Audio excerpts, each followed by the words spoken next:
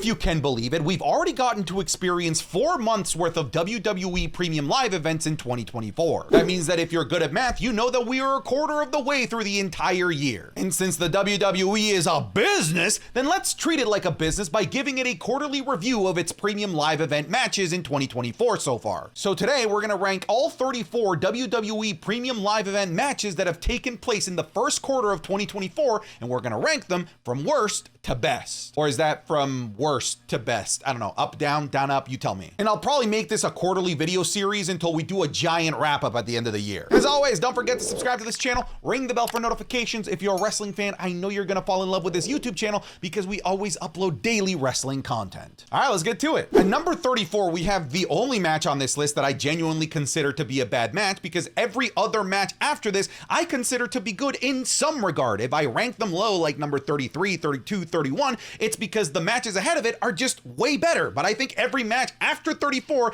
is actually good in some regard. However, 34 is actually a bad match. That is Jey Uso versus Jimmy Uso at WrestleMania 40. And not only was it a bad match, but it was boring. And worst of all, it was disappointing because this match should have been way better than it ended up being. It really desperately needed a stipulation to really help visualize the hatred between these two. But this really just devolved into a super kick fest that seemed very boring and very poorly thought out. I did not enjoy this match. I hate it more after trying to rewatch it again. Look, this is an unfortunate travesty because this should have been way, way better. At number 33, we have a match that's really on here because every other match is just way better, but this wasn't a bad match. Also, I forgot to mention, I'm including NXT on here, so if you like NXT, here you go. The Vengeance Day match between the Tony D'Angelo family and OTM Out the Mud in a mixed tag match. It was fine. That's the thing. It was a fine match. Should it have been on an NXT Premium Live event? I feel like they could have gotten away with this on just a regular Tuesday night,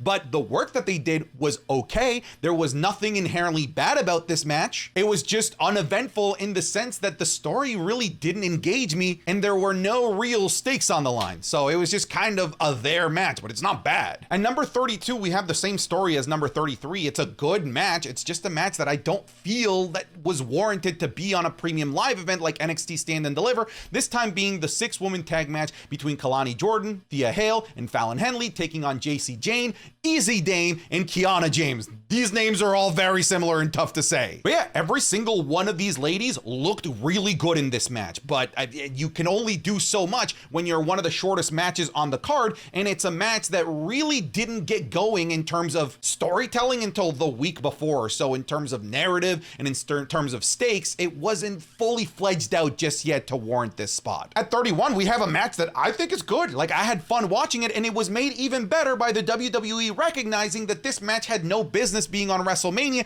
by giving it all of the extra glitz and glamour, like having Bubba Ray Dudley as a special guest referee, but more importantly than anything, the stipulation of it being a street fight, and of course Snoop Dogg on commentary. Look, this isn't fantastic, but you would be lying to yourself if you didn't at least admit that this was a fun car wreck. At number 30, I have a match that was okay, but when you look at the people involved, I feel like it just should have been way, way, way better. And I think the problem with it is that they should have just done a one-on-one match between Roman Reigns and Randy Orton, but they also added AJ Styles and LA Knight to make this a fatal 4-way match. I think the problem here is that really the main feud for Roman Reigns here, in my eyes, was Randy Orton. It should have just been a one-on-one match, and then there would have actually been some drama as to whether or not Roman was going to retain. But adding LA Knight and AJ Styles, who had a feud with one another, really clashed with the main goal of winning the WWE Championship and dethroning Roman Reigns. So the actual match story that was being told seemed a little bit all over the place. So it's okay, but it's not a great world title match. And number 29 is a really good match that in my opinion got knocked down a few pegs because of the screwy ending, that being the tag match at WrestleMania 40 between the LWO and Dominic Mysterio and Santos Escobar. This is the version that's got Dragon Lee, but we know that he was replaced by Andrade. Yeah, the match was really good. Like, the in-ring work rate of the match was really, really good. Everyone looked great. Andrade looked like $1,000,000, and all the auxiliary characters around the ring that weren't part of the match also got to shine by doing some crazy jumpy stuff off of springboards, doing flips, doing moonsaults, doing it all. Even Selena Vega and Elektra Lopez got involved. However, the finish with having the members of the Philadelphia Eagles get involved made genuinely no sense beyond, ooh, Travis Kelce drank beer while wearing a Rey Mysterio mask. I guess he's going to help Rey Mysterio. And I didn't like it. So the ending really bumped this down, but it's still a good match. 28, I feel like I could have justified this actually having this lower, but the hype of the crowd helped carry this a couple of notches up, that being the matchup that main evented the Elimination Chamber in Perth, Australia between Rhea Ripley and Nia Jax. It was the worst match of the actual Elimination Chamber show. I feel like every other match was better. However, the crowd was so hyped for Rhea Ripley, and it got to main event, and Rhea Ripley got her moment, that it really helped elevate this match higher than it probably should be, because I think that this wasn't particularly the best match for Rhea Ripley or Nia Jax, in my opinion. At number 27, I have a match that, upon rewatch, I feel like it kind of disappointed. I feel like it needed another 10 minutes to really finish out the story that it was trying to tell. However, the buildup was amazing. The stakes felt like super high, that being the matchup between brothers in the city of brotherly love in Carmelo Hayes and, of course, whoop that Trick Williams. I just felt like it ended so abruptly. It was like, I feel like it needed like another 5 to 10 minutes to continue to tell the final arc of this tale, and it never got there. So yeah, it loses some points for that. Look at that guy. Oh yeah, cause tonight will be the night. Oh my God! Up here. Oh, that is beautiful. God. Did you like that? Because that was a sneak preview on Patreon's new show, The Wrestling is Cool Match Club, which is available exclusively to patrons over on patreon.com/SantiZap. Over there, you're gonna get The Wrestling is Cool Match Club, where Sancho and I react to matches that the patrons suggest. This week, you're getting the WLC match, AJ Styles versus Kurt Angle back in the TNA days, and Eddie Guerrero versus Edge from 2002. On top of that, you get the Wrestling is Cool podcast 3 days earlier than everyone else, the Raw reviews, the SmackDown review, so we're adding more and more value to the Patreon basically every week. That's going to be patreon.com/SantiZap. You'll find the link right at the top of the description or in the pinned comment. Hopefully you come check it out. There's almost 1,000 people over on the Patreon, and this community continues to grow. So hopefully you come check it out. Now back to the video. At number 26, I have a match that I really have no complaints about. I have Dragon Lee versus Obafemi. I think if I have to nitpick about this match, it's the fact that Dragon Lee had 0% chance of winning. There wasn't a soul in that arena that thought that he was going to beat the just unsurmountable, indestructible Obafemi. But this match did show the world that Obafemi is very much capable of working with every kind of guy across the field, whether it's a smaller guy, a high flyer, a heavyweight, a bruiserweight. Obafemi is here to stay, and he's here to have great matches with everyone on the roster, including Dragon Lee. This was a good match for the North American title. At 25, we have a match that I think was a surprisingly good match because it knew exactly what it needed to do, that being the 6-woman tag match between Bianca Belair, Naomi, and Jade Cargill, taking on members of Damage Control. Everyone got a really awesome, grandiose entrance, which to me does add to the overall package, but this match knew exactly what it was trying to build to, which was the hot tag to Jade Cargill, which in its own right was incredibly hype, but every single one of these ladies, especially Dakota Kai and Bianca Belair, were really good in the ring with the little time that they actually had. And number 24 is a match that I think a lot of people would have lower, but I don't know. I just maybe don't see it the same way, because I thought it was a pretty good match between LA Knight and AJ Styles. I really felt like the hate between these two was truly like visually readily available right there for you to see. LA Knight was pulling out some really fun offense that we haven't seen before. Both of their finishers were protected, and it allowed to build up on even more beyond WrestleMania. I really liked this match. I know a lot of people didn't. At number 23, we have the men's Elimination Chamber match that in my opinion was worse than the previous years. This didn't have like the really cool spots, but it did have the star power. But when you have the star power that this match has, you typically remove some of the crazy spots that you can do when you have talent that isn't at the top of the pecking order like we had at this year's Elimination Chamber. And I think part of the reason is because this was to determine a world champion contender instead of a United States champion. So it makes sense that this match wasn't as crazy and as high flying and as nasty as the previous year's Elimination Chamber matches. But I like this match because it did a really great job of setting up pretty much every single WrestleMania main event feud. And I did like the screwy finish. I did personally like Logan Paul knocking out Randy Orton. I thought that it was shocking and, dare I say, out of nowhere. At number 22, I have an Ilya Dragunov match, which is a rarity to not have in like the top 10 because Ilya Dragunov matches are really good. But I think that this was the worst Ilya Dragunov match in a while, but it's not a bad match. I'm just saying, bad by Ilya Dragunov standards, that being the match against Tony D'Angelo at NXT Stand and Deliver. It was a good match, but I don't even think it was like the third or even fourth best match on that actual show. And that's a rarity, like I said, with when you include somebody like Ilya Dragunov, because it was the fourth best match on the show. Does that make it a bad match? Absolutely not. Stand and Deliver just had so many damn good matches. But in the grand scheme of things, when it comes to Ilya Dragunov matches, yeah, this is on the lower end of matches. At number 21, we have the men's Royal Rumble match. I feel like it could have gone higher had it had some actual surprise entrants, but it didn't really have anyone as a surprise entrant. On top of that, you know, without using hindsight, there was a lot of questions as to whether or not it should have been Cody Rhodes to win back-to-back Royal Rumbles. Obviously, if we were to use the power of hindsight, we know, okay, this was a great decision, but when it actually happened, there was a lot of questions. But overall, it's a good Royal Rumble match with some superstars at the very end of the match. Again, just lack those surprises that can help elevate a Royal Rumble match. In my opinion, and you'll see it later on in this list, the women's Royal Rumble match this year was way better. At number 20, we have a really great singles match for the WWE Women's World Championship, and now when we look back on it, an even more important match to look back on, that being the match between Rhea Ripley versus Becky Lynch for the Women's World Championship at WrestleMania 40. Rhea Ripley's last match and last title defense of her iconic reign before she had to vacate the title. On its own right, I think that this was a really, really good match and arguably Rhea Ripley's best title defense since she had actually won the title at the previous year's WrestleMania. It's kind of crazy to think about that this match could have actually been leagues better had Rhea Ripley not suffered a panic attack in the back. I've had panic attacks before and they are brutal and they're really hard to recover from. Like, they hit you physically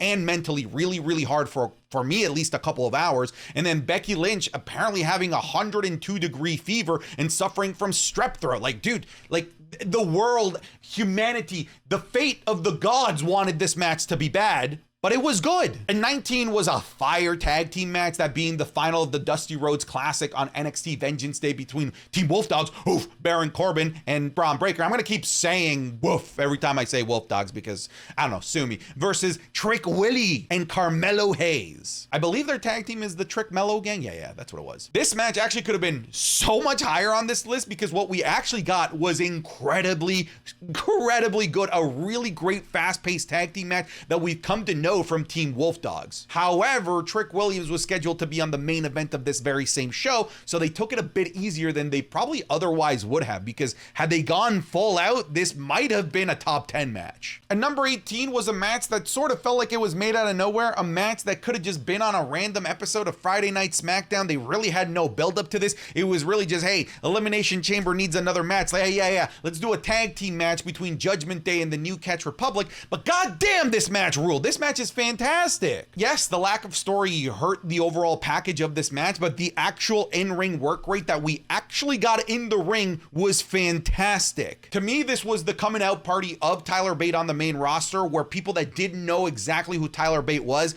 are now realizing, okay, this guy's really good and he's really special. And it was nice to get the tag team division getting some shine on a major premium live event, because it hadn't gotten any shine in a long time. But yeah, where this match wins out is the actual match itself. The story, the narrative, all of that stuff, the stakes really weren't there, but the match is awesome. At number 17 is a match that I actually thought I was gonna have higher on this list. It's still really good, but Logan Paul versus Kevin Owens for the United States Championship at the Royal Rumble is what lands here. The most memorable thing from this match to me will always be the absolutely brilliant finish with Kevin Owens hitting Logan Paul with Logan Paul's very own brass knuckles, only for the referee right before he counts 3 to notice that Kevin Owens is wearing brass knucks. It was one of the most creative heel victories that I've seen in a really, really long time. But it's also Kevin Owens and Logan Paul. Like, you put them in the ring, they're gonna do great things. You put them together, they're gonna do even better things. This was a great match. At number 16, we have one of the most entertaining car wrecks of a match in the WWE in the last year, that being Dijak versus Joe Gacy in this no disqualification match. This was bananas. Not only did we have like the traditional, you know, extreme spots with tables, kendo sticks, chairs, but we had a duct tape blind moment. We had Dijak flying through the air like 20 feet threw a table onto a bunch of like Legos and I think they were like toy cars. This was insane. I do believe that Dijak is incapable of having bad matches. I personally would call him Mr. Premium Live Event when it comes to NXT matches, but you put Joe Gacy in there, somebody who is just as good, but then you add the stipulation of this being a really, really violent match, and you just made magic. This match is fantastic. Number 15 and 14, I'm kind of gonna lump together because they're both very similar matches, but they're both clinics. I think they're both really, really good matches. That being at number 15, the Lyra Valkyria versus Roxanne Perez match that turned into a cash-in of the NXT Breakout Tournament winner Lola Vice to turn it into a triple threat. And then 14, the actual one-on-one match between Lyra Valkyria and Roxanne Perez. Both of these matches are fantastic. In my review of both of these shows, I said that if you squinted, it kind of felt like we were watching Daniel Bryan versus Kurt Angle. They were just both so technically proficient in this match. It was just a beautiful match, especially when you add the fact that we had Roxanne Perez going more and more deeper into the dark side because she felt that things weren't going her way. It also told a really great story on both matches at Vengeance Day and NXT Stand and Deliver. But I think that the NXT Stand and Deliver match is a little bit better, and I love the finish with Lyra Valkyria tapping out clean to a heel, something that you don't see in WWE pretty much ever anymore. At number 13, we have the match between Seth freaking Rollins versus Drew McIntyre. I personally love this match. I agree with the sentiment that some people believe that this was just a finisher fest, and that would make me kind of a hypocrite because I've been very vocally against matches that are just finisher fest, like what we got at WrestleMania 36 between Drew McIntyre and Brock Lesnar, where it was just like 5 minutes of finishers. This was 11 minutes of finishers, so it was even more finishers for a little bit longer of a time. But unlike the Brock Lesnar versus Drew McIntyre finisher fest and some of the other finisher fests that we've got, this actually had drama. There were numerous times where you really thought that the match was over, but there were so many close counts. On top of that, you had a Seth Rollins that had already had a brutal 45-minute match the night before. Him coming out limping, eating a nasty Claymore to start off the match, only to kick out, really set the pace for what kind of match that this was going to be. A match that, yes, was a finisher fest, but a match that also told a narrative that neither of these guys were willing to give up regardless of how many finishers they got hit with. So even though it's a finisher fest, I don't know, call me a hypocrite. I love this. At number 12, we have a really good triple threat match, that being the match between Kevin Owens, Logan Paul, and Randy Orton for the United States Championship. A hilarious match that really was a handicap match at the beginning, with Logan Paul just getting the shit beat out of him for a good part, but then it actually turns into a really, really good triple threat match where we have bouts of really good one-on-one work and bouts of really good actual triple threat work in the ring, a lot of close calls, a lot of great transitions from one's finisher to another finisher to somebody else's finisher, and then the really cool surprise of the Prime Bottle being I Show Speed, which I know a lot of people don't know who he is. Like, if you don't, I don't know, if you aren't an internet gremlin like I do, but I popped for it and he ate a nasty RKO. At 11, we have an incredibly fast-paced, incredibly entertaining tag match back at NXT Stand and Deliver. Are you starting to catch on? This show was freaking amazing. NXT Stand and Deliver's tag team title match between the Wolf Dogs, Baron Corbin and Braun Breaker, versus the team of Axiom and Nathan Frazier. This match reminded me of the days of like the SmackDown tag titles from all the way back in the Ruthless Aggression era, with insane like high flyer matches versus bruiserweight and heavyweight guys like Paul London and Brian Kendrick matches. But to me, this had it all. It had a really great balance of high flying moves, super lightning fast maneuvers as well, because Nathan Frazier and Braun Breaker are incredibly fast. But then we had super dramatic false finishes as well, basically throughout the entire back half of this match. I thought that this was a brilliant tag team match. Now we're on to the top 10, and I already mentioned that this was way better than the men's edition, but the women's elimination chamber match was fantastic. And I think part of the reason why it was fantastic was because you had a combination of people that weren't going to do anything like super extreme with people that are gonna do the crazy extreme shit like Liv Morgan and Tiffany Stratton. But I think where this match really won is how good every single one of these women looked. At some point or another, individually, all of them look like megastars. Really, the only thing that I didn't love was the ending of how quick they eliminated Bianca Belair. I feel like either Bianca should have won or Bianca Belair should have gotten properly eliminated, not just like through a roll-up pin. But Tiffany Stratton looked amazing. This was a great reintroduction of Naomi into the wide world of the WWE universe. Liv Morgan looked amazing. Raquel Rodriguez was dealing with her health problems in that that match, but she looked like a dominant monster as well. Becky Lynch looked great, and Bianca Belair looked like a megastar. Like, there was nothing to complain about this match. To me, this was the best match of Elimination Chamber. At number 9, we have an amazing car wreck, the amazing ladder match for the WWE Undisputed Tag Titles. I'm not gonna list all these guys because there were 12 of them, because this was absolute chaos. Was there a story? No,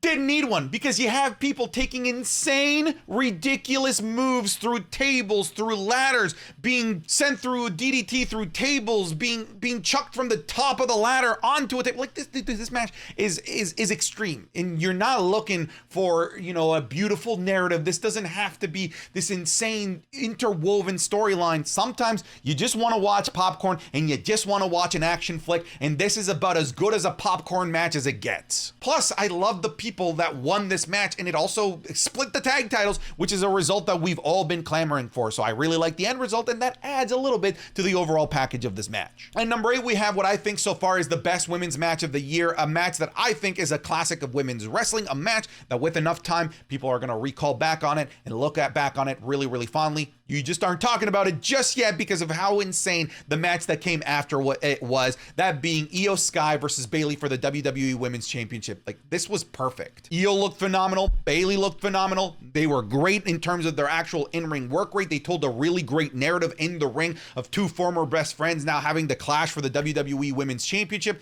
Like, this to me is a real, just borderline perfect match. At number 7, kind of cheated here, but I put the cash-in of Damian Priest. This counts as a separate match in the WWE Premium Live event calendar. This is a match that happened between Drew McIntyre and the Mr. Money in the Bank, Damian Priest, who cashed in to become your new World Heavyweight Champion. Was this great in terms of what we traditionally consider to be a good match because it had really great in-ring work rate? No, but it's a freaking cash-in at WrestleMania, and it was delivered masterfully. On top of that, what led to the cash-in, I'm counting as part of this overall package, with Drew McIntyre just being so blind with hatred of CM Punk, that hatred caused CM Punk to eventually snap, attack Drew McIntyre, which opened the door for Damian Priest. Like, it was just delivered so perfectly. At number 6, we have an amazing singles match, again from NXT, that being Ilya Dragunov versus Trick Williams. This match was fucking fantastic. With no shenanigans either. Carmelo Hayes didn't get involved in this match until the actual match ended. So we got to witness a clean match between Ilya Dragunov and Trick Williams, and it was awesome. Look, it's no surprise that Ilya Dragunov is having a match of the year contender, but it was nice to see Trick Willie, this guy that is so charismatic and so overly popular with the WWE universe, actually be able to elevate himself and have a great match with Ilya Dragunov. There were so many moments where I genuinely thought that Trick Willie was gonna walk out with the world championship.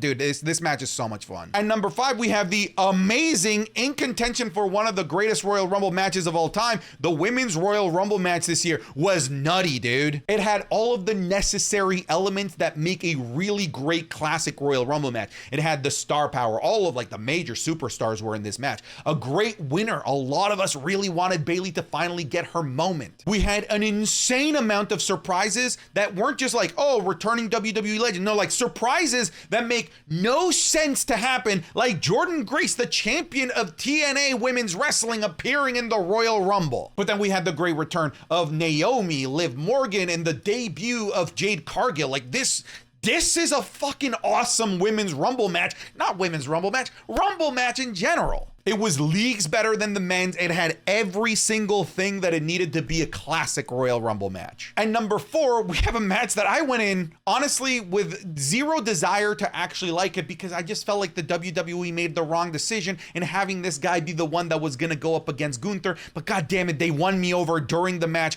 Actually, they won me over before the match with the just super emotional entrance from Sami Zayn, that being Sami Zayn versus Gunther. No surprise that a Gunther match is on here. Actually, this was his only premium live event match in Q1 of 2024. WWE, we need more Gunther in premium live events. But it was a really, really clear-cut and really good narrative that this match was telling, with Sami Zayn refusing to be put away by everything that Gunther was hitting him with because he went through the chatty daddy training system. And for the first time, we got to see Gunther not be fully mentally there as he started mocking Sami Zayn's wife, which allowed for this insane comeback. The brain buster, the haluva kicks. It was done so well. And the narrative that they told in the match was shockingly good, because I wanted to not care about this match, but I walked away with maybe the biggest smile on my face aside from the match that I have on number 1. At number 3, we have the awesome tag match that main evented night 1 of WrestleMania, that being the team of Cody Rhodes, Seth Rollins taking on Roman Reigns and The Rock. I think that this was a match that most of us thought that couldn't deliver, but it absolutely did, because so many people really believed that The Rock couldn't go out there and have more than a 5-minute match, let alone he went out there and had a 40-minute match that I think is going to go down as a WrestleMania classic. The star power was absolutely through the roof in this match, but I loved the entire package of this match. Yes, the entrances were great, the star power was great, but I love that it started as a regular tag match, but then it devolved into basically a street fight with everything and anything goes, because The Rock is exerting his power, the crazy amount of false finishes, The Rock getting speared by Roman Reigns, The Rock just exerting everything that he can in terms of his power and his physical attributes to put away Cody Rhodes. Look, I think this was awesome. And number 2, we have the match that I think is the best match of the year so far in terms of in-ring work rate. But WWE and wrestling as a whole is more than just what happens in the ring. So even though I think that this is the best actual match in the ring, I don't think that it's the best WWE match in general. That being the, let me tell you, insane triple threat match between Dijak, Obafemi, and Josh Briggs for the North American Championship. This match is fucking insane. I think that this might be one of the greatest triple threat matches that I've ever seen in my entire life. The chemistry between these three was undeniable as well. But I think what made this match just so good was just how amazing each one of these three guys looked at one point or another. Throughout the entire match, all three of these guys look like legitimate winners. And that's saying a lot, because it's tough to pick somebody that could actually dethrone Obafemi. And throughout this match, multiple times I said, shit, Josh Briggs should win. I said, shit, Dijak should win. I said, oh my God, never mind, Obafemi should retain. That's the telling of a really good competitive triple threat match. I cannot do this match enough justice. If you have the WWE Network, Peacock, whatever it might be, if you've never given NXT a chance, this is a must-watch match. I guarantee you, this is a must-watch, A++++ match. Even if you don't understand the narrative because you don't watch NXT, I'm telling you, you're gonna love and appreciate the actual in-ring work rate of this match. And then at number 1, look, you knew what was number 1. You stuck around for this video, even though you had already spoiled yourself what number 1 was, because of course it's number 1, because I think it's the greatest WrestleMania main event of all time, and I just don't see how any match for the rest of the year can top this. The insane Night 2 main event between Roman Reigns and Cody Rhodes. And I just don't have this on here because of the crazy fan service at the end of this match. Look, the first 25 minutes of this match where it was just Roman and Cody Rhodes, to me was already in its own right a 5-star match. It was fantastic. Remember, it was Bloodline rules, so we basically got an Extreme Rules match here. And it was a better matchup than what they had at WrestleMania 39. But then you grab that already great 5-star match, in my opinion, and then you tack on Jimmy, Jay, Solo, and then you bring out Cena, The Rock, The Undertaker. Yes, it's fan service. However, this storyline earned that fan service. Every single shock and surprise and ooh and awe that happened at the end of this match was all earned, right down to Seth Rollins coming down in the Shield gear. Even if for a split second he made me believe that Jon Moxley was there as well. This match is a WWE wrestling classic, in my opinion. All right, WWE. So overall, I'm going to give you an A+ for your first quarter of the year. Mostly all really, really good matches, with the exception of Jay versus Jimmy. That was your only really bad match. But that's my list. I'm done. Get out of here.